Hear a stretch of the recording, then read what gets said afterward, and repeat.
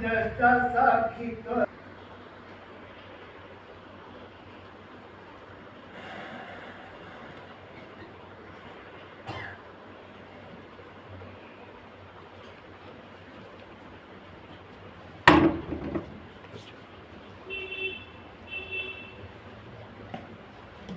गुरुर्ब्रह्मा गुरुर्विष्णु गुरुर्देवो महेश्वरः गुरु साक्षात् परम ब्रह्म तस्मै श्री गुरुवे नमः। मन्नाथ श्री जगन्नाथ मद्गुरुं श्री जगद्गुरुं मदात्मा सर्वभूतात्मा तस्मै श्री गुरुवे नमः। अज्ञानतिमिरान्धस्य ज्ञानाञ्जनशलाकया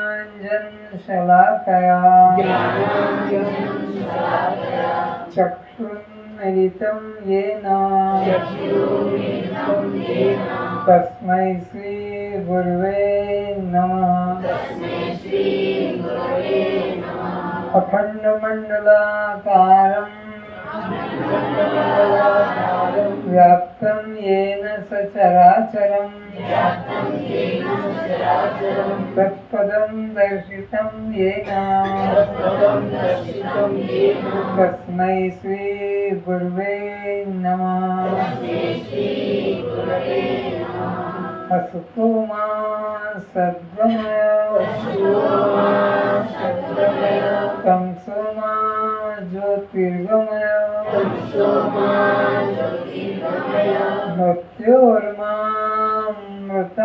गमय। ॐ शान्ति शान्ति शान्ति।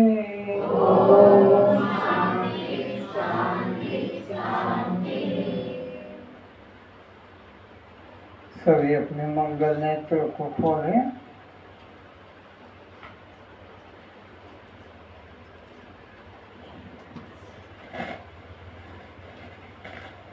मैं मन बुद्धि चित्त अहंकार रूप यह अंतःकरण चतुष्ट नहीं हूँ। अपना परिचय दे रहे हैं। अष्टावक्र जी ने पूछा कि तुम अपने को क्या समझते हो, तो उत्तर दिया कि ये जो अनंत अनंत रूपों में यह करके बदल रहा है, यह मैं नहीं। अनंत अनंत रूपों में यह करके कभी कुत्ता, कभी मनुष्य, कभी देवता, कभी राक्षस, तो यह करके जो बदल रहा है वो मैं नहीं हूँ। 5 ज्ञानेंद्रियां भी मैं नहीं हूँ, 5 कर्मेंद्रिय भी मैं नहीं हूँ, 5 प्राण भी, क्योंकि ये सब यह इदम इदम की श्रेणी में आते हैं। और ये मन बुद्धि चित्त अहंकार अंतःकरण की 4 वृत्तियां, ये भी मैं नहीं हूँ, क्योंकि ये भी बदलती रहती है। और मैं इस बदलाहट को देखता रहता हूँ, जानता रहता हूँ। तो जो देखता रहता है, जो जानता रहता है, वो देखी गई जानी गई वस्तु से सदा भिन्न होता है। तो ये सब मैं नहीं हूँ। अतः इसकी किसी अवस्था से मेरा कोई संबंध नहीं।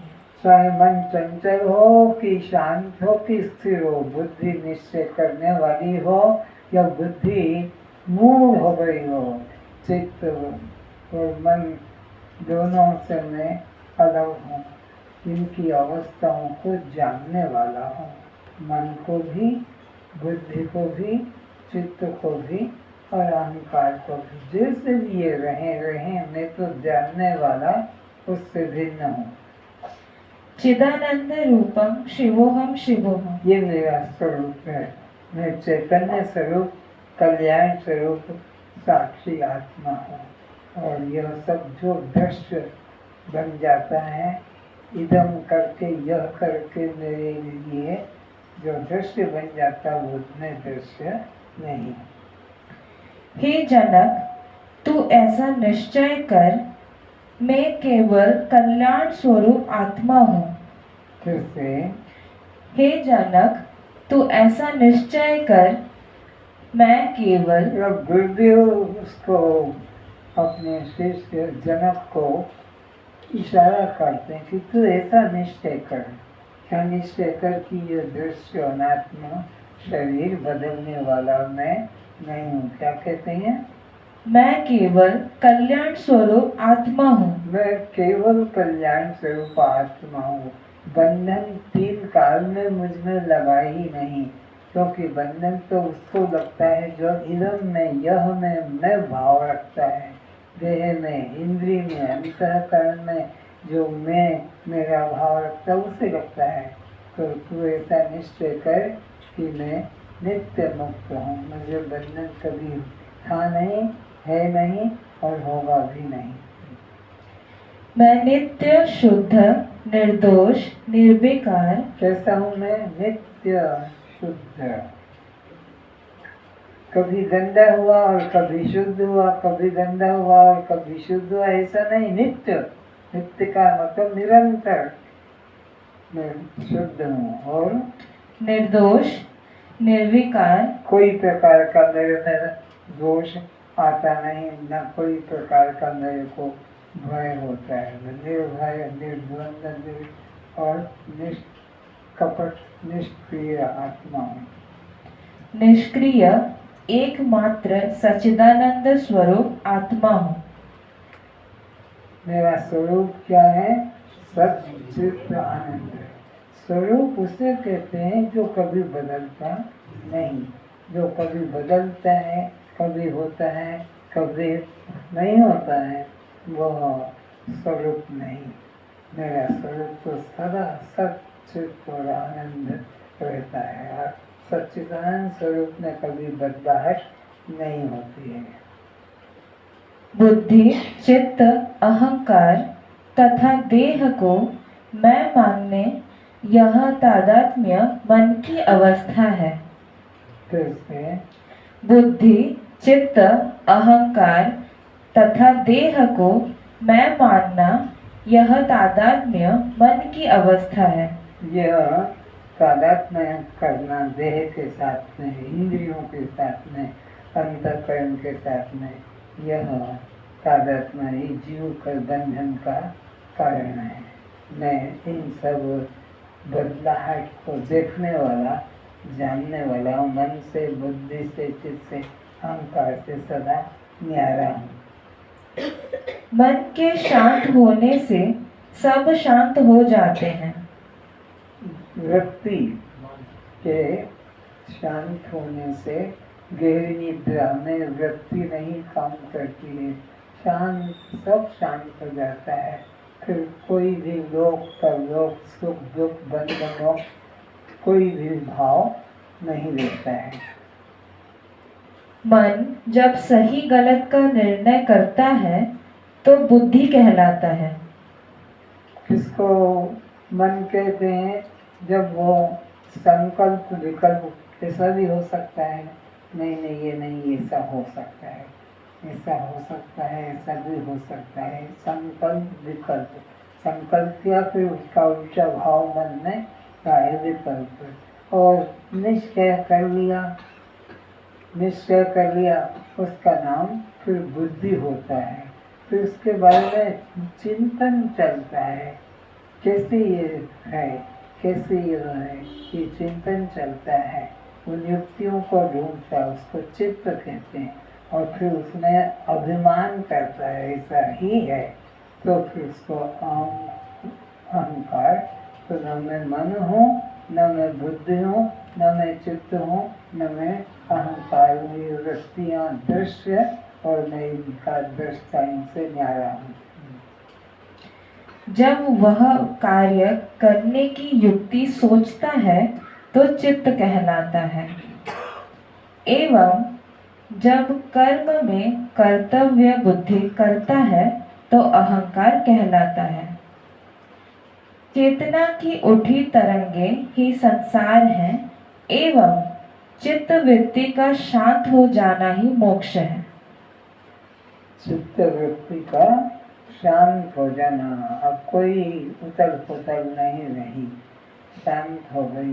गहरी निद्रा में जैसे शांत होती है, कोई न मन की वृत्ति होती है, न बुद्धि का कुछ वहाँ पर काम होता है, न चित्त का चिंतन होता है, न अहंकार का अहम भाव होता है, सब शांत हो जाते हैं।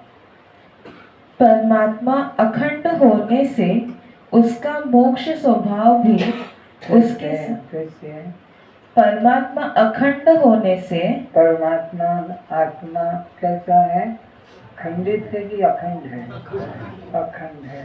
तो इसका जो स्वभाव होगा वो भी जैसे अग्नि गर्म उसका स्वभाव है, आत्मा का ऐसे ही नित्य शुद्ध सच्चिदानंद स्वभाव है। परमात्मा अखंड होने से उसका मोक्ष स्वभाव भी उसके साथ नित्य ही है। अग्नि के साथ उष्णता सदा बनी हुई है, बर्फ के साथ शीतलता सदा बनी हुई है, आत्मा के साथ मुक्ति भी सदा, क्योंकि जो जिसका स्वभाव होता है वो कभी बदलता नहीं। परमात्मा सब देश काल वस्तु रूप है।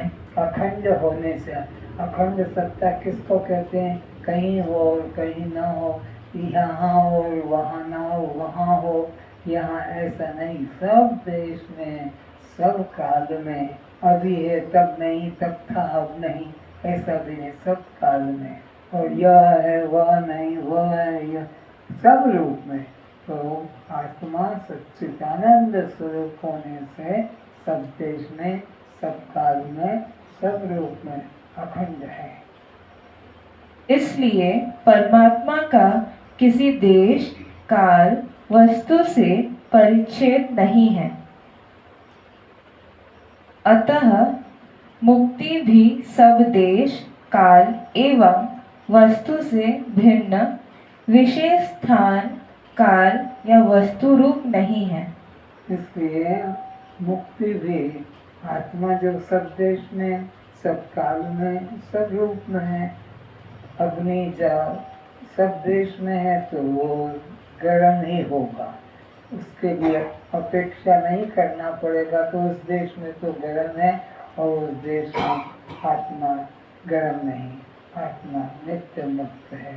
तो आत्मा का जो स्वभाव है सच्चिदानंद, वो सदा एक जैसा और मुक्त है, वो कभी बनता, क्योंकि कहीं बनना है और कभी मुक्त ऐसा नहीं।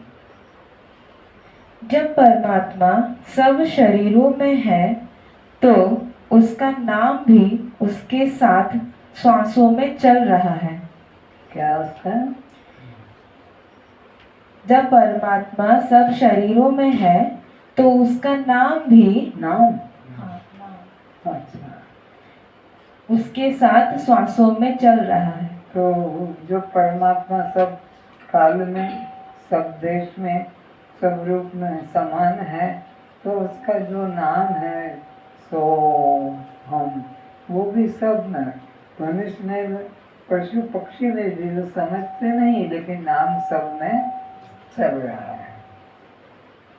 किंतु अज्ञानी लोग गुरु दक्षिणा देकर उस हृदय स्थित परमात्मा को दान रूप में प्राप्त करते हैं। किंतु अज्ञानी लोग दान देकर, भेंट देकर, दक्षिणा देकर उसे फिर प्राप्त करते हैं, जबकि वो परमात्मा सचराचर में समान रूप से विद्यमान है। पर अज्ञानी लोग गुरु बनाकर उसको फीस देकर और उसका फिर जाप करते हैं। मुक्ति किसी क्रिया का परिणाम या फल नहीं है। मुक्ति सहज स्वभाव है आत्मा का, जैसे अग्नि का सहज स्वभाव उष्णता, वो किसी साधन की अपेक्षा नहीं करते कि ये साधन होने से मैं गर्म रहूंगी, नहीं तो मैं ठंडी रहूंगी, ऐसा नहीं। आत्मा का जैसे स्वभाव है मुक्ति का, वो कभी बदलता नहीं। इसलिए मुक्ति किसी जप तप पूजा पाठ दान यज्ञ याग तीर्थ मंदिर व्रत उपवास ध्यान समाधि का फल नहीं है। ये जैसे अज्ञानी लोग या ज्ञान होने से पहले हम सब भी ये सब साधन कर रहे थे, कोई मंत्र, कोई माला, कोई जप, कोई ध्यान, कभी पूजा, कभी पाठ, कभी तीर्थ भटक रहे थे अज्ञान अवस्था में। तो सद्गुरु से जब ज्ञान हो जाता है तब ये सब बाह्य कर्म छूट जाते हैं। आत्मा के लिए मुक्ति के लिए कोई साधन की अपेक्षा वो सहज स्वभाव है। अग्नि उष्णवत, बर्फ शीतलवत, चीनी मधुरवत, नीम कड़वाहटवत, मिर्च तीक्ष्ण युक्त। जैसे सहज स्वभाव है, मिर्च को तीक्ष्ण करना पड़ेगा, गुड़ को मीठा करना पड़ेगा, बर्फ को ठंडा करना पड़ेगा। क्यों? सहज स्वभाव है। तो आत्मा को मुक्त करना पड़ेगा? नहीं, सहज स्वभाव। यदि मुक्ति क्रिया साध्य होगी तो वह नाश रूप मुक्ति हो जाएगी। जो अगर मुक्ति को तुम साधन साध्य मानते हो तो कर्म का फल नाशवान होता है। कोई भी कर्म करो, लौकिक करो कि पारलौकिक करो, कर्म का फल जो भी होगा नाशवान होगा। अगर मुक्ति को भी कर्म का फल मानोगे तो वो मुक्ति तो नाशवान हो जाएगी। जबकि मुक्ति आत्मा नित्य है तो उसका स्वभाव भी मुक्त होना नित्य है। क्योंकि यह नियम है यत् यत् साध्यम तत् तत् नष्टम। ये नियम है वेद का सिद्धांत है कि जो जो भी साधन से साध्य होता है, साधन करके प्राप्त होता है। जैसे पुत्र पुत्री संतान साधन से हुआ, एक दिन मरेगा। चाहे जितना उसके लिए तुम मंत्र माला पूजा पाठ करो वो नष्ट होगा ही। साधन से जो जो भी चीज मिलती है वो सब, मकान बनाया तो एक दिन वो 500 साल का हो कि 1000 साल का हो, नष्ट होगा होगा। कितना भी बढ़िया सीमेंट कंक्रीट कितने अच्छे कारीगरों से बनवाया जाए, अच्छा मुहूर्त देखकर, पर साधन साध्य हर चीज नाशवान होती है। अगर मुक्ति भी साधन साध्य मानोगे तो वो भी नाश हो जाएगा, क्योंकि वेद का सिद्धांत यत् यत् साध्यम तत् तत् नित्यम। वह प्राप्ति के पश्चात नष्ट भी हो जाएगा। कौन चीज नष्ट हो जाती है? साधन करके जो प्राप्त हुआ है वो फिर कालांतर में नष्ट भी हो जाता है। जो भी साधन से प्राप्त होता है वह नित्य नहीं है। जो भी तुमको साधन से मिला है, बड़ा घमंड है कि मैंने इतना साधन किया, इतना कठोर तपस्या की है, भूखा रहकर, प्यासा रहकर, खड़ा रहकर, सर नीचे पैर ऊपर करके किया है, तो भी वो एक दिन नष्ट हो जाएगा। मोक्ष वस्तु कहीं गंगा यमुना नर्मदा अथवा त्रिवेणी संगम या उज्जैन नासिक इलाहाबाद हरिद्वार कुंभ स्नान पर बिक्री होने वाला पदार्थ नहीं है। मुक्ति कोई बद्रीनाथ, केदारनाथ, हरिद्वार कहीं जाकर वो मिल जाएगा, कोई गुरु बिक्री करके कुछ लेकर देगा, ऐसी ये वस्तु नहीं। आत्मा का सहज तुम्हारा स्वभाव है। मुक्ति घर नौकरी पति पत्नी। इसको फिर से पढ़ो, बीच में 2-3 लाइन है। मोक्ष वस्तु कहीं गंगा यमुना नर्मदा अथवा त्रिवेणी संगम या उज्जैन नासिक इलाहाबाद हरिद्वार कुंभ स्नान पर बिक्री होने वाला पदार्थ नहीं है। कोई स्थान विशेष पर जाकर मिलने की चीज नहीं है। मुक्ति घर नौकरी पति पत्नी संतान धन नगर वेश केश छोड़ने से नहीं मिलता। फिर से मुक्ति घर नौकरी पति कोई पत्नी सोचे कि मैं घर छोड़ दूंगा, बाबा बन के जंगल में विभूति लगा कर रहूंगा, या सर नीचे पैर ऊपर करके रहूंगा, या खड़ा ही रहूंगा, इस तरह के कोई भी कर्म के अंतर्गत मुक्ति बना हुआ नहीं। संतान धन नगर वेश केश छोड़ने से नहीं मिलती, वो तो जानने मात्र से मिलती है। तो मुक्ति वस्तु क्या है? आत्मा को जानना है। ये आत्मा चेतन सत्ता जिससे सब काम हो रहे हैं, जिसकी शक्ति पाकर उठना बैठना लेना देना चलना खाना पीना जिसकी शक्ति के द्वारा हो रहा है। मैं जागता हूँ तो वही जागता है, मैं खाता हूँ तो वही खाता है, मैं सोता हूँ तो इससे हर क्रिया में आत्मा का ही अनुभव करता है। आत्मा नित्य प्राप्त सहज स्वभाव है। कोई जंगल में जाने की कठिन तपस्या करने की उसके लिए जरूरत नहीं। मृग को कस्तूरी पाना नहीं, केवल जानना है। कस्तूरी कुंडल बसे मृग ढूंढे वन माही। मृग की नाभि में कस्तूरी है और वो कस्तूरी की जो सुगंध आती है तो वो मृग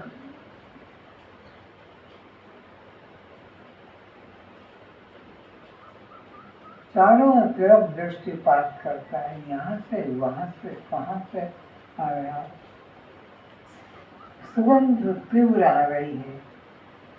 उसकी वृत्ति बहिर्मुखी है कि कोई झाड़ से, कोई फल से, कोई पुष्प से, कोई नाटी से कहाँ से आ रही है।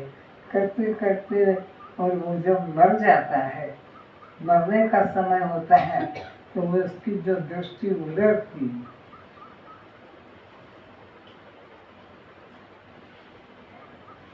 अरे ये तो मेरे नाभि में से आ गई है और मैं ढूंढ रहा था सारा जीवन बाहर, कभी बद्रीनाथ, कभी केदारनाथ, कभी रामेश्वर, कभी जगन्नाथ, कभी ध्यान, कभी समाधि में। अरे ये तो मेरा सहज स्वभाव है। इसलिए कस्तूरी की सुगंध मृग की नाभि से निकलती है, पर वो मृग बाहर पदार्थ की मांगता है। इसलिए ईश्वर सर्वभूतानां हृदयस्य अर्जुन पृच्छति। वो प्राणी मात्र के हृदय में बैठा है। राम उमा सब अंतर्यामी, सबके अंतर्यामी अंदर में बैठा है, हृदय में बैठा है। हनुमान ने छाती चीर कर दिखाया तो अज्ञानी व्यक्ति उसे बाहर मांगता है। जब सद्गुरु मिल जाता है, श्रोत्रिय ब्रह्मनिष्ठ गुरु मिल जाता है तो उसकी बहिर्मुख व्यक्ति को सत्य खींच कर सत्य से लौटा कर अपने आत्मा में जोड़ देता है और तब ये अनुभव करता हो, जिससे मैं बाहर ढूंढ रहा था सो हम, जिससे मैं बाहर खोज रहा था वो मैं स्वयं ही हूँ।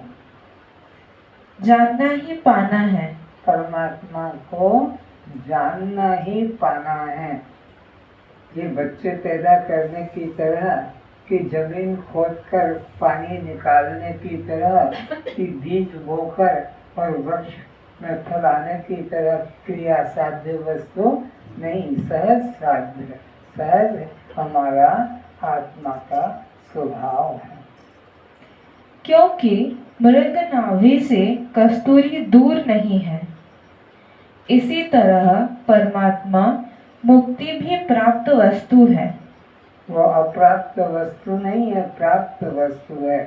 संतोष करो, धैर्य करो, आनंदित हो जाओ कि ओ वो मैं हूँ।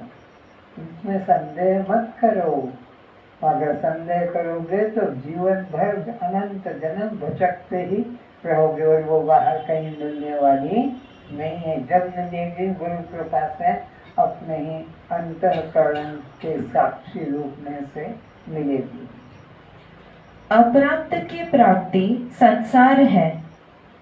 अप्राप्त की प्राप्ति से जो भी पाओगे, हीरा, बड़ी माणिक, सोना की और भी कोई चीज, वो सब नष्ट होने वाला है, वो सब नाशवान है। साधन करके जो भी तुम प्राप्त करोगे उसमें संतोष मत रखना, उसमें विश्वास मत करना, वो नाशवान है। एवं नित्य प्राप्त की प्राप्ति यानी अनुभव रूप परमात्मा है। तो परमात्मा कैसा है? जैसे ये मेरा रुमाल मुझे मिला नहीं, अनुभव रूप है, अनुभव करने वाला है। नित्य प्राप्त की प्राप्ति का मतलब है वो सबका अनुभव करने वाला आत्मा अनुभव स्वरूप है। वो कोई वस्तु की तरह मिलने वाली चीज नहीं है कि जैसे मेरे को कस्तूरी का पता लगा कि वो उसका नाभि में ही है और अज्ञानता से बाहर ढूंढ रहा था, ऐसे ही मैं भी परमात्मा को दृश्य रूप में बाहर ढूंढ रहा था, पर पता लगा कि वो साक्षी रूप में, दृष्टा रूप में सबको देखने जानने वाला स्वयं ही है। अतः तमेव विदित्वाति मृत्युमिति। उस सर्वशक्तिमान सर्वाधार परमात्मा को जानकर ही मनुष्य जन्म मरण रूपी संसार समुद्र से पार हो सकता है। तो तमेव विदित्वाति मृत्युमिति नान्य पंथा विद्यते अयनाम। वेद कहता है तो आत्मा को जानकर ही ये सुख शांति को प्राप्त होता है, और बिना जाने यह कुछ भी साधन करे कर्मजन्य आत्मा नहीं है। कर्मजन्य जो भी पदार्थ है सब नाशवान है। हठ योग कर शरीर को गड्ढे में 3, 5, 7 दिन बिठाने, अन्न हठ योग करने वाले गड्ढा खोद कर और अपना अंदर बैठ जाते हैं, कोई 3 दिन 5 दिन के कोई 7 दिन ऐसे करके। इनके निकलना तो पड़ेगा, क्योंकि कब तक रह सकेगा प्राणों को रोक कर के अन्न त्याग करके। आगे अन्न छोड़ दूध, फल, पत्ते, जल या निर्जल आहारी होने से मोक्ष का संबंध नहीं है। इन सब पदार्थों के ग्रहण करने से कि त्याग करने से मोक्ष में कोई संबंध नहीं है। मोक्ष स्वरूप है, अज्ञान से अप्राप्त सा लगता है, गुरु के उपदेश से वो प्राप्त सा प्रतीत होता है, जबकि वह स्वरूप है, नित्य है। मौन व्रत लेकर इशारे से लिख कर बात करने से कोई मौन रखता है, इतना झंझट करेगा, सर घुमाएगा।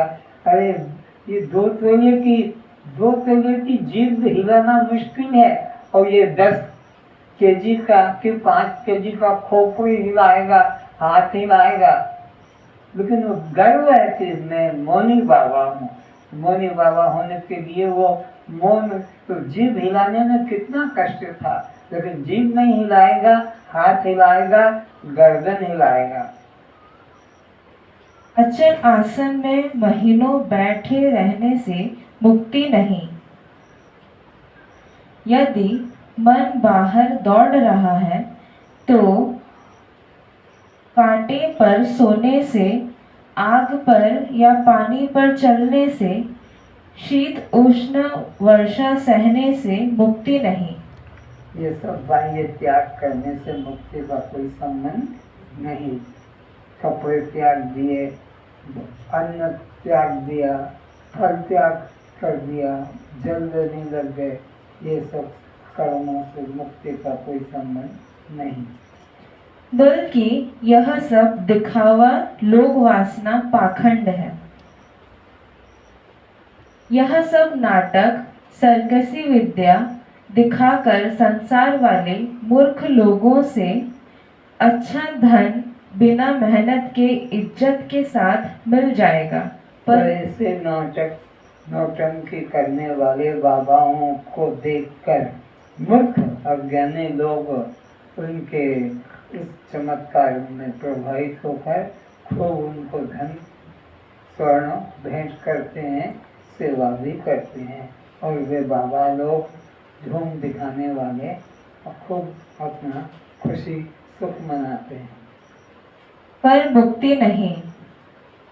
पर उनका कल्याण होगा नहीं। जहाँ परमात्मा के नाम पर किसी भी प्रकार का दिखावा किया जा रहा है वह धर्म नहीं है। सब वासना का त्याग ही मुक्ति है। कोई भी प्रकार की मन में लौकिक परलौकिक इच्छा वासना न रखना, यही असली धर्म और मोक्ष का साधन है। बाह्य ग्रहण त्याग से मुक्ति का संबंध नहीं है। शरीर को काशी, मथुरा, अयोध्या, मक्का में धक्का खिलाने या बिठाने से मुक्ति नहीं। हिमालय, गंगोत्री, केदार, मानसरोवर, अमरनाथ चढ़ने से कोई देह में या मन में परिवर्तन नहीं होता है। ये दिखावा है, इससे कल्याण का कोई संबंध नहीं। मन संसार से छूटा या नहीं, मन वासना, कामना, चिंता से मुक्त हुआ या नहीं, मैं कौन हूँ, यह बात विचारने योग्य है। मुख्य साधन क्या है? चिंताओं से, कर्तापन से छूटना, अपने कल्याण के लिए यही सब वासना, सब चिंता से मुक्त होना ही मुक्ति है, और कर्म से, दिखावे से मुक्ति का कोई संबंध नहीं। फिर से मन संसार से छूटा या नहीं, परिवार से, पत्नी से, घर से, धन से, जमीन से, अपना अहंकार में भाव छूटा कि नहीं? छूट गया तो मुक्त है। और इनमें अभी फंसा है मन, मेरे बेटे का क्या होगा, मेरा अपराध का क्या होगा, मेरा कुछ केस का क्या होगा, तो सोचो ये संसार में बंधा हुआ। मन वासना, कामना, चिंता से मुक्त हुआ या नहीं, मैं कौन हूँ, यह बात विचारने योग्य है। तो मुख्य बात क्या है? अपने आप के बारे में कि मैं कौन हूँ। गुरु ने पूछा शिष्य से, तू कौन है बता? तो कहा अनंत अनंत यह करके बदलने वाला शरीर में नहीं।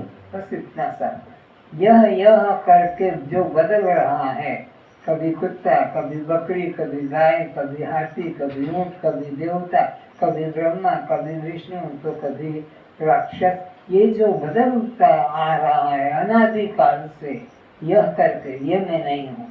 बस तो मैं देह नहीं हूँ, यह भाव ही अंदर जग जाए तो मुक्ति है। यही मुक्ति का साधन है, यह तो कोई विचारता ही नहीं।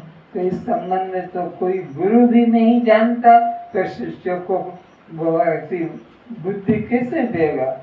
और शिष्य भी ऐसा कभी अपने बारे में नहीं विचारता कि मैं कौन हूँ, ये जो जन्मता है मरता है, क्या ये मैं हो सकता हूँ? क्या ये बालक जवान बूढ़ा होता है, ये बदल रहा है, ये मैं हो सकता हूँ?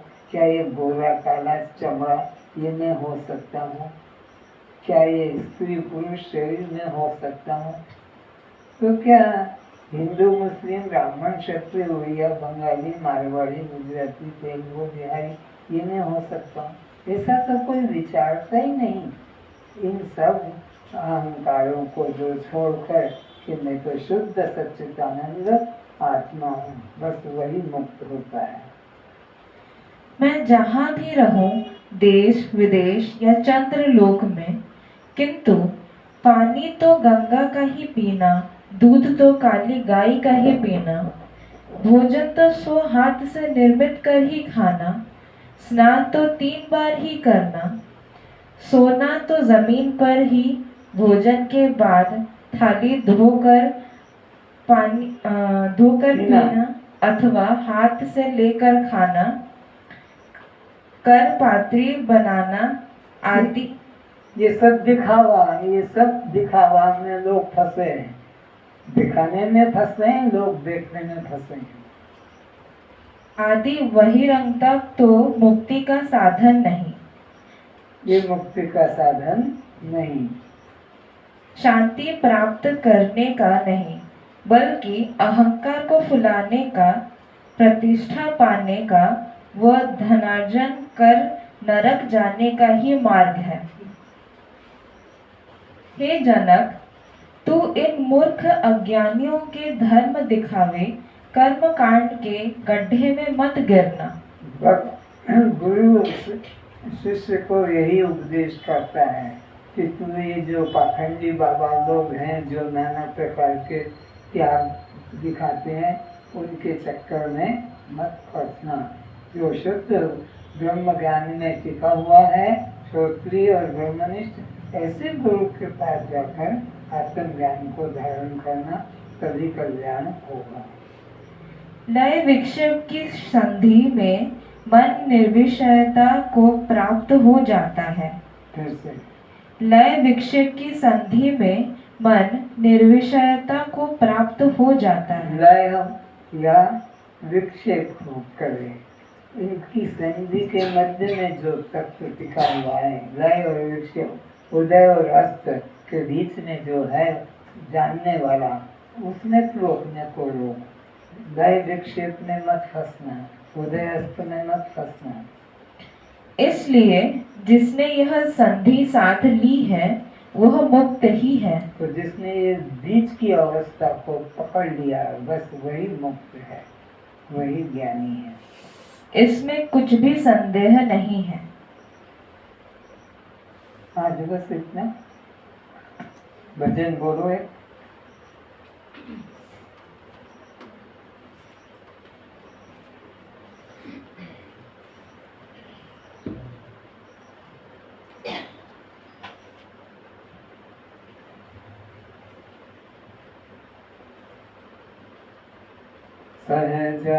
सहजानंदे शुद्ध स्वरूपी,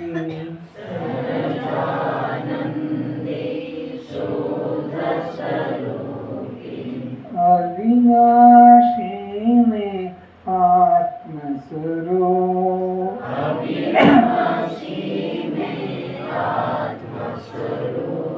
देह मरे पर मैं नहीं मरता,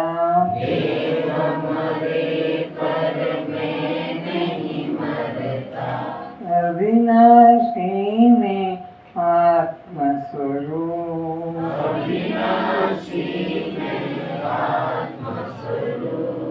सहजानंदी शुद्ध स्वरूपी,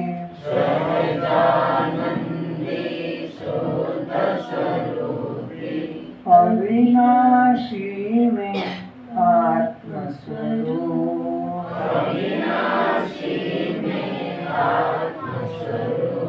देह मरे पर मैं नहीं मरता,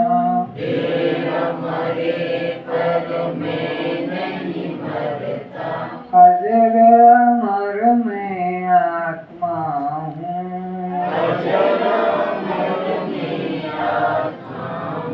अरे जिसके पास पुस्तक है वो गाओ ना, मेरे को थोड़ी कोई भजन मालूम है। शस्त्र न छेद अग्नि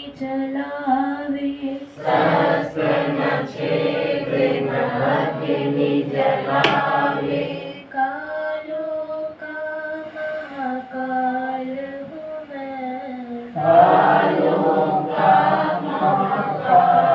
हूँ मैं,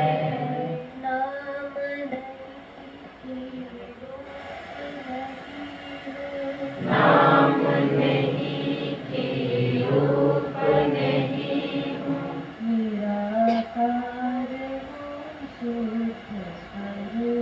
निराकार हूँ शुद्ध स्वरूप, सहजानंदी शुद्ध स्वरूपी,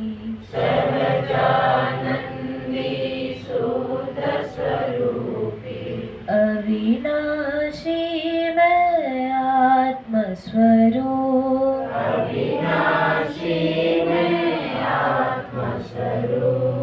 पिता नहीं कि माता नहीं हूँ,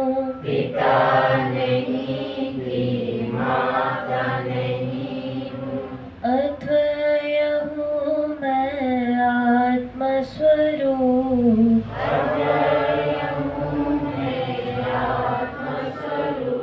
केवल वाणी से गाते मत रह जाओ, हृदय में उतारो एक एक पंक्ति को, एक एक उपाधि को अपने हृदय में उतारो कि मैं ऐसा हूँ, मैं ऐसा हूँ, मैं ऐसा हूँ। वाणी से तो बोल दिया और मन में देह भाव रहे, कर्ता भाव रहे, तो फिर ये सब भजन बेकार है। एक एक को, पिता भी नहीं, माता भी नहीं, पुत्र भी नहीं, तो हमने ममता आसक्ति खोजो कि है क्या मेरी। अगर आसक्ति मेरी है, ममता है, अहंकार है, तो ये मेरा भजन गाना व्यर्थ है, ढोंग मात्र, दिखावा मात्र है। और अंदर से मेरे को पिता के प्रति, माता के प्रति, पत्नी के प्रति, पति के प्रति, पुत्र के प्रति, नाम जाति के प्रति कोई प्रकार का अहंकार नहीं, तो ये भजन भी सार्थक है, गुरु भी सार्थक है, मेरा जीवन भी सार्थक है, नहीं तो सब बेकार है। पति नहीं कि पत्नी नहीं हूँ,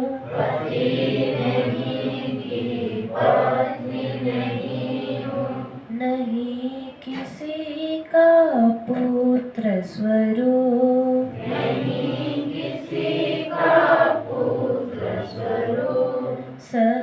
सहजानंदी सूत स्वरूपी,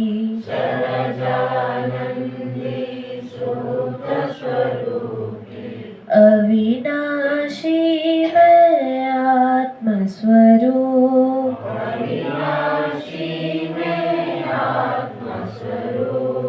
नहीं मैं बालक, नहीं मैं युवा,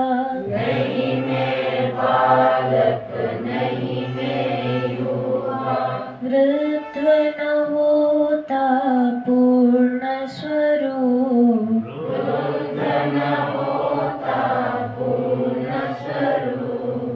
नहीं मैं घटता, नहीं मैं बढ़ता,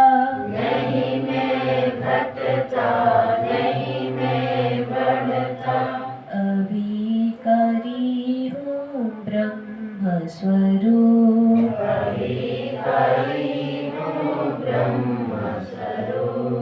सहजानंदी शुद्ध स्वरूपी,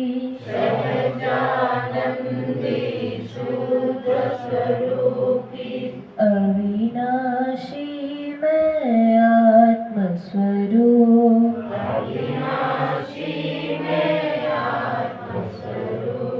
नहीं मैं करता, नहीं मैं भोगता,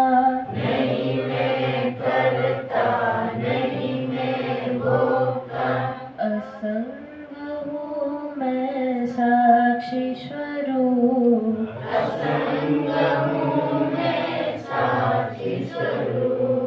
जो है करता सो है भरता,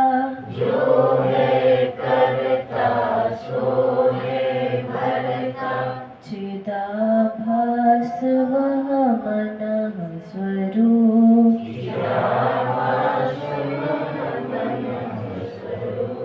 सहजानंदी शुद्ध स्वरूपी,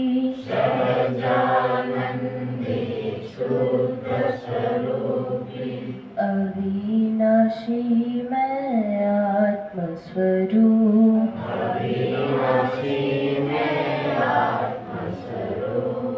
भूख प्यास नहीं लगती मुझको,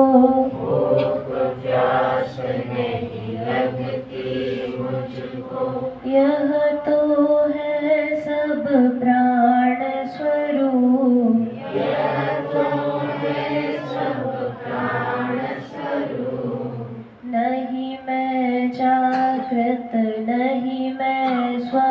स्वप्न, नहीं मैं जागृत नहीं मैं स्वप्न, नहीं सुसुप्ति तुरिया हूँ, नहीं सुसुप्ति तुरिया हूँ, सहजानंदी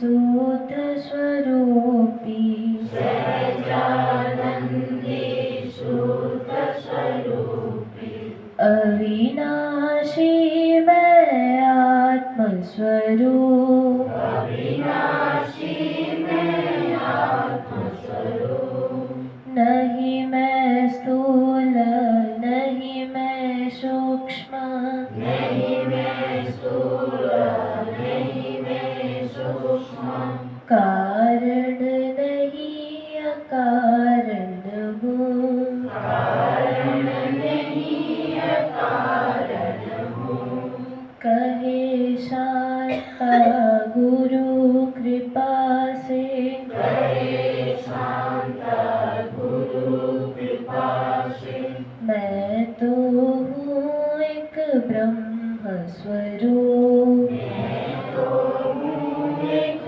ब्रह्म स्वरूप, सहजानंदी शुद्ध स्वरूपी, सहजानंदी शुद्ध स्वरूपी, अविनाशी मैं आत्मस्वरूप, अविनाशी मैं आत्मस्वरूप, देह मरे पर मैं नहीं मरता, देह मरे पर मैं नहीं मरता, अजर अमर मैं आत्मा हूँ, अजर अमर मैं आत्मा हूँ, अजर अमर मैं आत्मा हूँ, अजर अमर मैं आत्मा हूँ।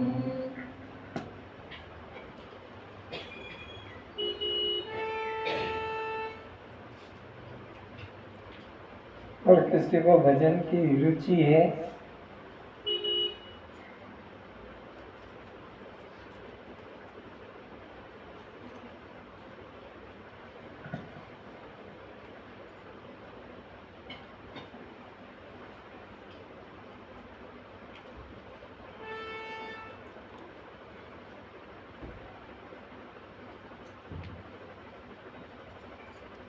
आज इतना ही।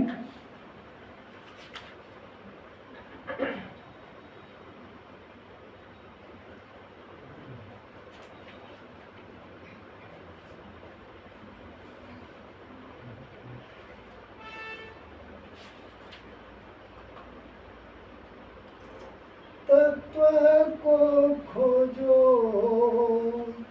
तत्व को खोजो निज में साधो, तत्व को खोजो निज में साधो, तत्व को खोजो निज में साधो, तत्व को खोजो निज में साधो, तत्व का मतलब है आत्मा। आत्मा के किसी मंदिर में, किसी तीर्थ में, किसी देश विशेष में, कोई लोक विशेष में मत खोजो।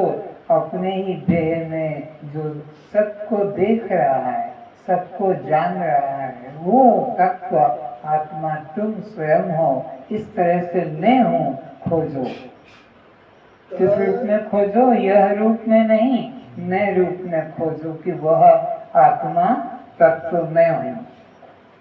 नाम रूप यरु जाति आश्रम, नाम रूप जाति आश्रम, संबंध परिणाम मृत्यु रे,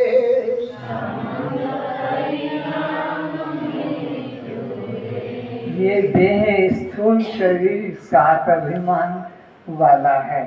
इसमें से तुम कोई भी अभिमान कर मत बैठना। ये मेरा नाम है, ये मेरी जाति है, ये मेरा आश्रम है, ये मेरा परिणाम है, ये मेरा स्वीकार है। ये जन्म मृत्यु ये सातों तुम्हारा नहीं, तुम उन सातों से न्यारे हो। ये सप्त चिंता का तू है दृष्टा, ये सप्त चिंता का तू है दृष्टा, ऐसा वेद बतावे रे, ऐसा वेद बतावे रे। सदगुरु बता रहा है, ये वेद का उद्घोष है कि तू ये सात चिंताओं में से एक भी चिंता वाला नहीं है। ये सब स्थूल देह के अभिमान है और तू स्थूल देह से न्यारा है। स्थूल देह दृश्य है, नाशवान है, विकारी है। जन्मनम रहना बढ़ना घटना,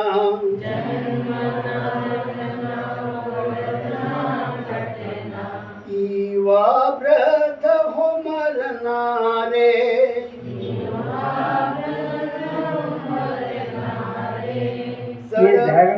ये धर्म बढ़ना घटना जन्मना मरना ये तेरा धर्म नहीं, ये देह का धर्म है। सड़ विकार तुम देह में जानो,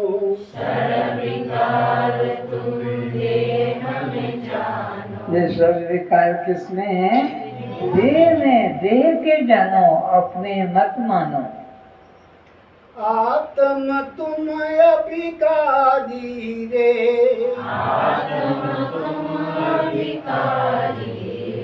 तुम तो आत्मा हो, तुम तो दृष्टा हो, तुम तो अविनाशी हो, तुम तो अजन्मा हो, तुम आत्मा हो, उसमें निश्चय करो। देह के धर्मों को अपना धर्म मत मानो।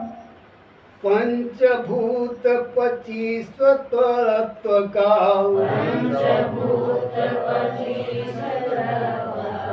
अधम शरीर बतावे रे,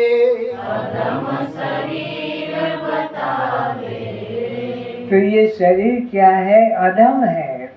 अधम, नीच, पापी, गंदा। क्यों अधम, नीच, पापी, गंदा? कहाँ इसको? ये धर्म तो देह के हैं और देह क्या है? पिता माता के रज वीर्य मैथुन धर्म, जो कुत्ते बिल्ली पशु पक्षी करके और बच्चा पैदा करके तुम्हारे माँ बाप ने आपस में पति पत्नी का संबंध करके तुम्हें पैदा किया है और फिर तुम्हारे रक्षण के लिए उनका स्तन का पान कर दे के स्तन का पान किया। इस तरह से ये अधम और नीच है। शरीर को उत्तम कभी मत मानना। अधम धातु से बना है, अधम क्रिया से बना है। मैथुन क्रिया उत्तम क्रिया नहीं है, तो पशु पक्षियों की क्रिया है, उससे बना है। तो ये अधम है, तुम इसको अपना रूप मत जानो। व्यक्ति रूप नहीं तुम हो साधो, व्यक्ति रूप नहीं तुम हो साधो। तुम ये स्त्री पुरुष, ये जो व्यक्ति है, ये तुम नहीं हो, ये तो अधम नीच है। साखी रूप ही जानो रे, साखी रूप ही जानो रे। तो तुम व्यक्ति रूप नहीं हो, तुम साक्षी शक्ति रूप हो। शक्ति तुम्हारा स्वरूप है, तुम व्यक्ति नहीं हो। व्यक्ति तो अधम नीच है, नीच क्रिया से बना है और मृत्यु को प्राप्त होता है। तू दृष्टा इस देह से न्यारा, तू दृष्टा इस देह से न्यारा। यह सतगुरु बतलावे रे, यह सतगुरु बतलावे रे। तो देह में रहने वाला देह से न्यारा है। तो तुम अपने को देह मत मानो, देह से भिन्न दृष्टा। और ये कौन बताएगा? सद्गुरु ही बताएगा। बाकी लोग तो तुमको जीव बताएंगे, पापी बताएंगे, कर्ता भोक्ता बनाएंगे, स्वर्ग नरकवासी बताएंगे, इधर भटकाएंगे। लेकिन सदगुरु कहेगा कि तू व्यक्ति नहीं है, साक्षी दृष्टा आत्मा है और तू इस देह से न्यारा है। नेति नेति कह भेद बतावे,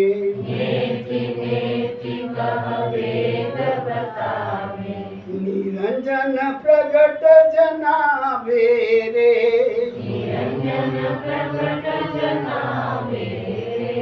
वेद भी नेति नेति, वो इतना भी नहीं, ऐसा नहीं, ऐसा भी नहीं, ऐसा ऐसा नेति नेति करके वेद चुप हो जाता कि वो वाणी का विषय वाणी से बताया नहीं जा सकता है।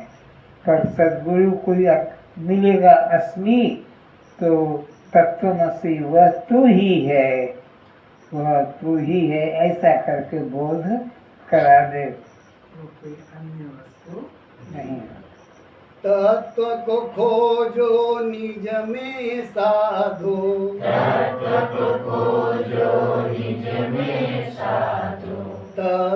को खोजो निज में रे,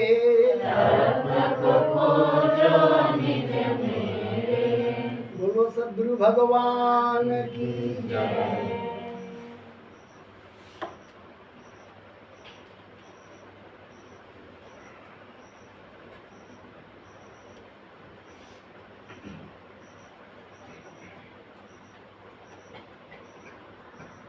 ओम पूर्णमदः पूर्णमिदं पूर्णात् पूर्णमुदच्यते पूर्णस्य पूर्णमादाय पूर्णमेवावशिष्यते। ओम शांति शांति शांति।